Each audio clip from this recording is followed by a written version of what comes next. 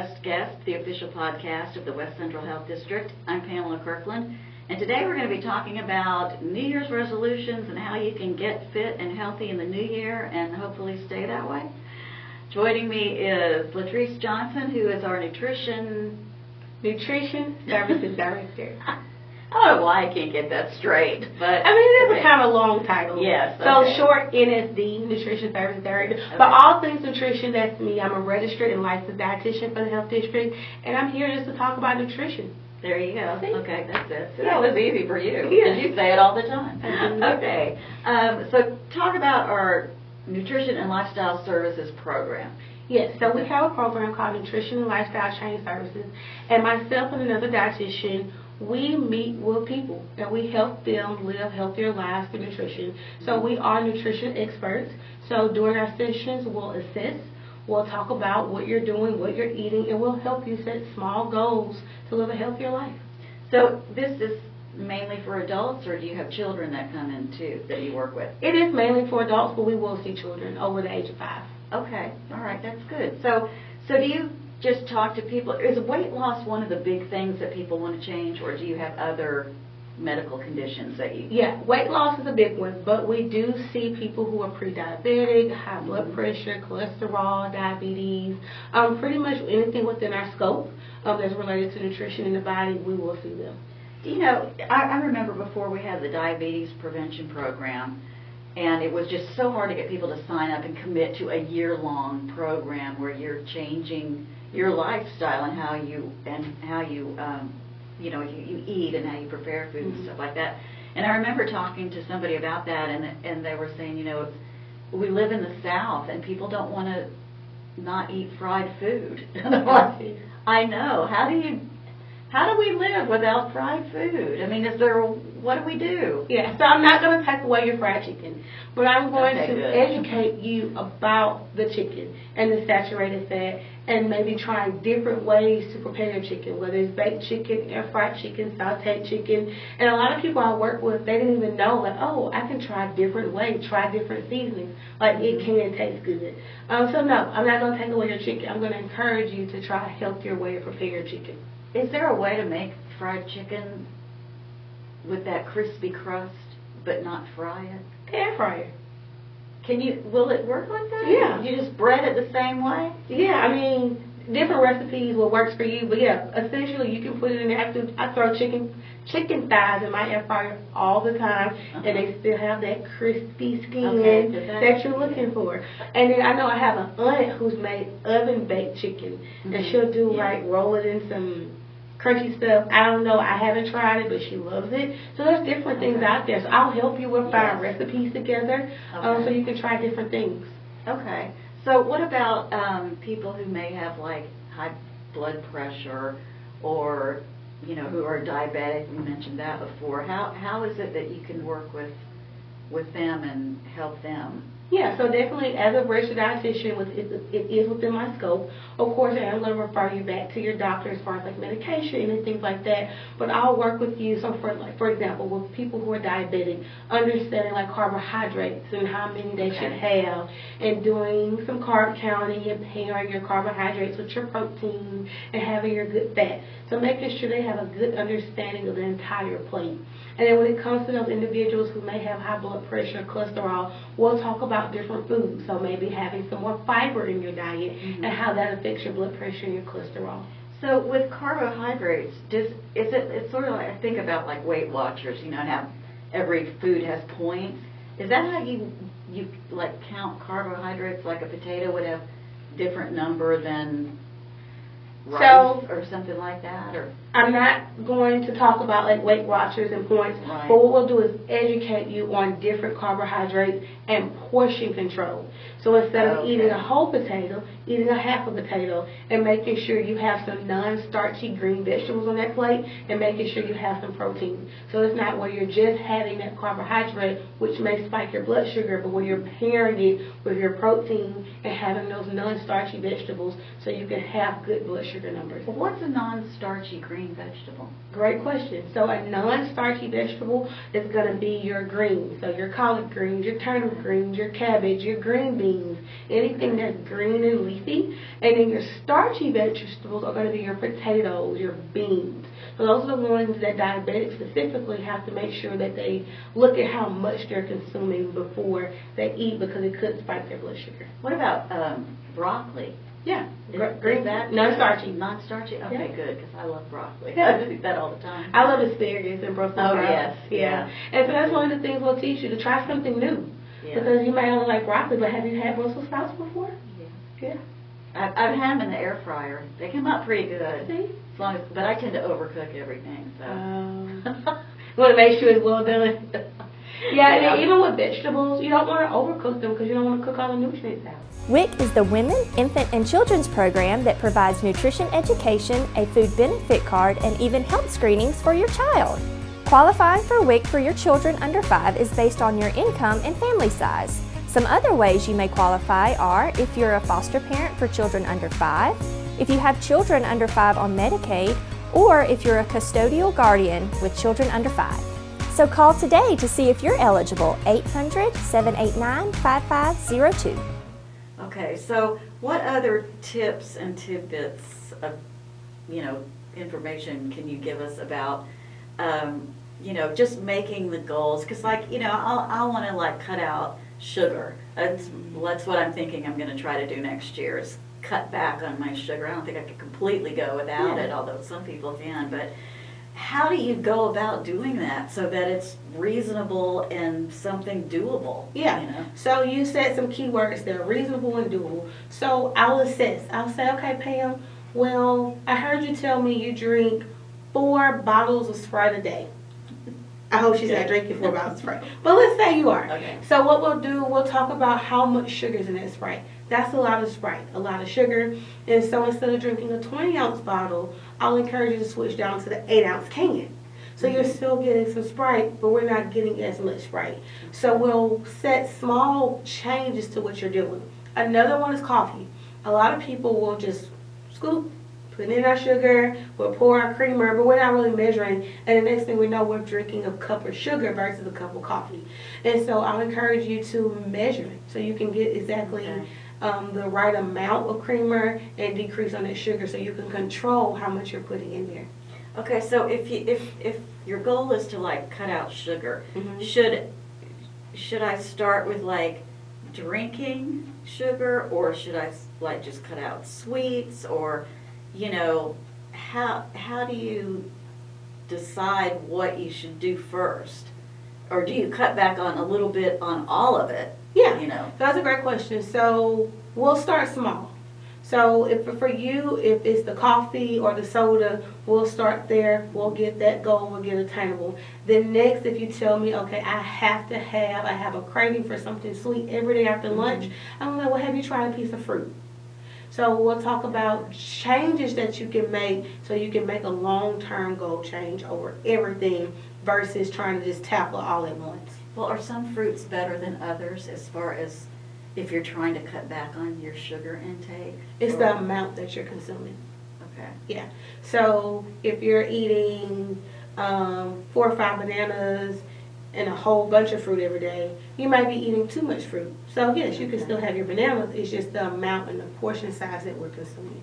All right. So you said before about instead of eating a whole potato, eat a half potato. Yes. What if you get finished with dinner and you're still hungry? What do you do? Because it's when people are trying to quit smoking, they could use a patch or chew gum or something, or do other things to keep their mind off of smoking a cigarette. So a question I will ask you, well, what did you have for dinner? I want to make sure you had a complete plate. Did you have enough food on your plate? And if you're still genuinely hungry, we'll talk about healthy snacks. Which are? It depends on what you like. Nuts, fruit, yogurt, pairing different things together. I guess, is it better to just eat 3 meals, or is it better to graze? Eat small frequent meals. See, I would think, well, I just ate dinner, I shouldn't be hungry, but then it depends on what time. It depends on How much did you eat for dinner? What time did you eat for dinner? What did you eat? There's a lot of factors. There's not a one-size-fits-all Okay. answer. And I think that's No, what that's you're what I looking want. for. And the Yes. cool thing about nutrition is individualized. So I can't tell you, Pam, this is going to work for you or it's going to work for them. It really depends on your body and what you're eating. So I have to assist. I have to help you Right. figure out what you're doing so we can make those changes and those goals. Now, you were talking about measuring instead of just like pouring in sugar or Mhm. cream or, in your coffee, measuring. Is it better to measure your food or to weigh food? I get it. I've heard like you should really start weighing your food as far as like portions and things like that. What's the best way to do it? And So it depends on what you're eating. Definitely looking at the nutrition facts label and seeing what a serving is. But if it's coming to your protein, like 4 to 6 ounces, you could eyeball it. You could use your hand, your fist, because you may not have a food scale. Or if you do have things like that, you can measure it out. So it really just depends on what you're eating. But using that label is one quick way to know, okay, I can have a third a cup of this versus having a whole cup. okay, so I've never bought a food scale. Is it something that would have like just a flat scale like you see at the post office, or does it have a container that would hold the broccoli in there? Yeah, so most of your food scales are going to be flat. Mhm. So it's literally maybe about this big, and you'll put whatever content in there, you'll zero it out, and then you'll put your food in there so you can get a more accurate about how many grams or ounces that food item is. Do you put the food on the plate on the Yeah. scale? You'll put the plate on first, zero it out, then put your food. Oh, okay. Yeah, All right. Okay, well that makes sense. because you don't want to Yes. put the plate in your measurement. It says it's 10 ounces really, but 5 of those ounces came from the plate. So you'll put the Right. plate on there, press zero, then put your food on there so you can see exactly how much it is. Or you can put the food directly onto the food scale. Okay, so as far as portion control goes, I think that's a big problem Mhm. for a lot of people. It is certainly a big problem for me. Sometimes you just want a snack and you just eat the whole thing. You eat the whole bag of chips or whatever. Yeah. But how do you start to get to portion control? Because if I went from like what I normally would eat and then went to like this Mhm. size, I would be hungry. So I would say, let's say you would typically eat the whole bag or whatever, right? Yes. But the portion on the bag says a serving is a third of a cup. But you're like, I'm still hungry. So that's where those pairings come into together I was talking about. So you wouldn't just eat a carb. You'll pair your apple. So let's say you're eating apple slices, and you pair with some peanut butter. So you have your protein, you have your fat, you have your carb, and you pair it together so you can feel full, you can feel satisfied versus just eating the apple. You're like, dang, I'm kind of hungry. But when you pair things together, you're getting a full amount of nutrients. WIC is the Women, Infant, and Children's program that provides nutrition education, a food benefit card, and health screening for children under 5 years old. WIC is also for women who are pregnant or breastfeeding their infant until the baby reaches 1 year of age. Moms will receive nutrition education, breastfeeding support, and a food benefit card. So if you're expecting or breastfeeding your infant, call today to see if you're eligible. 800-789-5502. Do you recommend always eating a protein with a snack item? Or I recommend making sure that you have a component of your macronutrients, whether it's carbohydrate and a fat or a fat and a protein, having something, a little bit of all of it. So not just eat an apple, but have maybe an apple with peanut butter. Yep, like or you apple said. with a cheese stick, or apple Okay. with some almonds, or apple with whatever you like. Or Is cheese considered a fat or is it considered protein? Because I always think of it as protein, but then It's some both. people. Is it a good fat? Yes. Okay. So the recommendation for adults will be low fat. So 1-year-olds are the only ones who need the whole fat for brain development. But for adults, it's the low fat, the skim fat, because you want to decrease the amount of fat that you're consuming.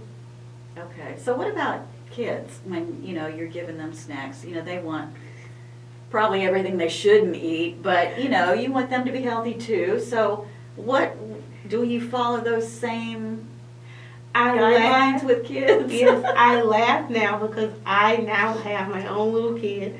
I have a 16-month-old. And you would think as a dietitian, like, okay, I'm going to offer you your broccoli, and you're going to eat all these fruits and vegetables. And that little boy says, mm-mm. Mm-mm. And then I give him a graham cracker or a goldfish. But he's eating. Yes. And you have to make sure with kids, especially little kids like what I have, that you're offering a variety of food. So just like adults, I want you to eat a variety of good food. The same thing for children. So offering fruits and vegetables, offering good protein, offering water. They may not eat it, but it's our job as adults or parents to offer the good things to our children. Well, graham crackers aren't the worst things They're in not. the world. I are just they? laugh. No, Yeah. no, they're not. They're great. It's Yeah. just, I'm like, why won't you eat the green bean? It's like the things Yeah. I want him to eat. It's like textbook says eat this. And he's like, no, mommy. And he'll say, no, mommy. I'm like, okay, baby. But I'm going to keep offering. Me and my husband, we make sure we offer it every meal. Even at daycare, they offer him a variety. So I know at the end of the day, he's getting offered those things. Okay. So, any other little tidbits of good information that we need before we wrap up? I would just say as we're going into the new year, that's what we're talking about. Whatever your goal is, start small. You don't have to feel like you got to go run a marathon tomorrow, just like you have to train for that marathon. It's the same thing with the food. So if your goal is to drink more water, if you're not drinking any, if you want to drink 2 bottles, let's start with half a bottle. So I would say set small, so specific, measurable, attainable, realistic, timely goals that'll help you get to your long-term healthy goal that you have for yourself. And what about like having support? Is that Oh, important? thank you. That is great. So making sure you have someone, whoever it is, a coworker, a friend, a family, like, hey, can you be my support person? Because that'll help you stay accountable and you don't feel alone. Well, is it okay if they're not doing what you're doing, but they can still support you? Yeah. 'Cause Because they may not be ready for change yet. And some people aren't, but they're willing to help you on your changes. But I think it would be hard to say, I'm not going to eat ice cream anymore and have somebody over there going, good job, honey, keep Well, eating." hopefully they're not eating the ice cream in your face Right, on your yeah, goal. Like, if yeah. they're going to eat the ice cream, they're not going to do it in front of you. Yeah. So, yeah. So support is good too. Yes, support is, you need support. All right, great. And the name of the program is Lifestyle and, It's nutrition and lifestyle change services. So it's nutrition, yes. because the goal is you want to meet with a dietitian, Yes. you want to make a change to your lifestyle, and it's a service that we provide. Okay, nutrition and lifestyle change services. Go to our website, westcentralhealthdistrict.com, and you can find out how to get in touch with our nutritionists who can help you with that. And that's it for today. Happy New Year. Happy New Year. Hope everybody has a great, safe New Year, and we will see you next time.